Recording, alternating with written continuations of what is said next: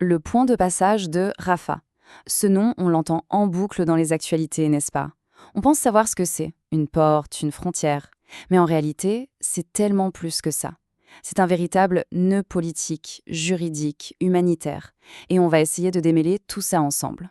Ce qui nous amène à la question qui semble, à première vue, toute simple, mais au final, qui contrôle vraiment cette fameuse frontière entre Gaza et l'Égypte? Bon, en surface, la réponse a l'air évidente, non? C'est l'Égypte. Le point de passage est sur le sol égyptien, donc logiquement, c'est l'Égypte qui tient les clés. Oui, mais voilà, si c'était aussi simple, on n'en ferait pas toute une analyse. La réalité, elle, est beaucoup plus compliquée que ça. C'est un véritable écheveu.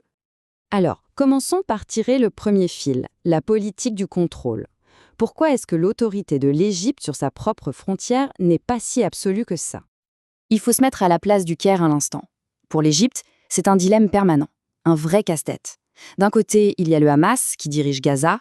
Or, le Hamas est vu comme une branche des frères musulmans, qui sont, disons-le clairement, l'opposant politique numéro 1 du gouvernement égyptien.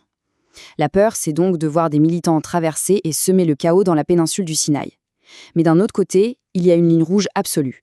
Pas question de voir un exode massif de Palestiniens en Égypte.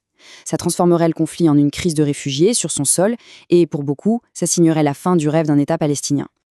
Ok, ça c'était pour la politique. Maintenant, ajoutons une autre couche de complexité, le droit. Et là, on touche à une question fondamentale qui change toute la perspective. Est-ce que Gaza est, juridiquement parlant, toujours un territoire occupé? Parce que voyez-vous, en droit international humanitaire, ce qui compte, ce n'est pas forcément d'avoir des soldats sur le terrain, des bottes au sol, non.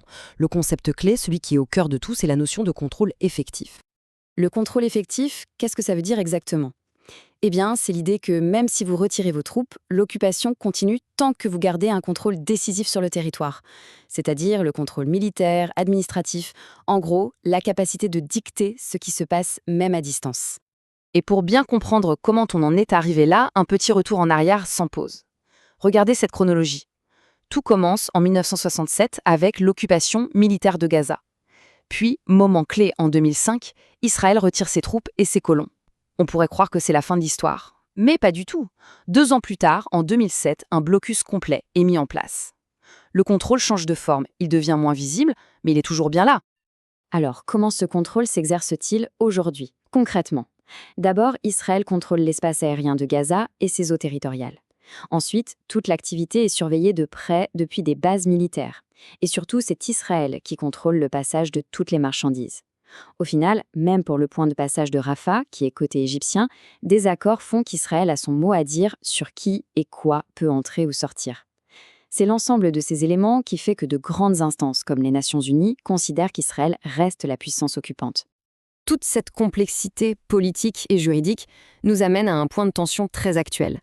Un plan qui a récemment mis le feu aux poudres, le fameux plan de sortie à sens unique. Il y a peu, une annonce israélienne a provoqué une onde de choc. Le projet d'ouvrir Rafah, oui, mais exclusivement pour la sortie des résidents de Gaza vers l'Égypte. Un aller simple, en quelque sorte. Et immédiatement, 2 visions du monde, 2 récits totalement contradictoires se sont affrontés. D'un côté, la version israélienne, c'est un geste humanitaire, une chance de partir offerte aux Gazaouis. De l'autre côté, la vision égyptienne et palestinienne, radicalement opposée, pour eux, c'est un piège, un plan pour vider Gaza de sa population sous un faux prétexte de compassion. Une analyse d'Arab News résume parfaitement ce deuxième point de vue avec une phrase choc. C'est un déplacement déguisé en compassion.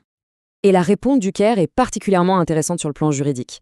Elle utilise le plan de paix américain, celui-là même qui sert de base au cessez-le-feu, pour dire « Attendez, ce texte interdit de forcer les Palestiniens à partir et surtout, il précise noir sur blanc que Rafah doit fonctionner dans les 2 sens. » On le voit bien, cette histoire va bien au-delà d'une simple porte.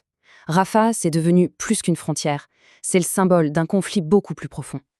Cette lutte autour de Rafah, ce n'est pas juste une querelle technique sur un point de passage.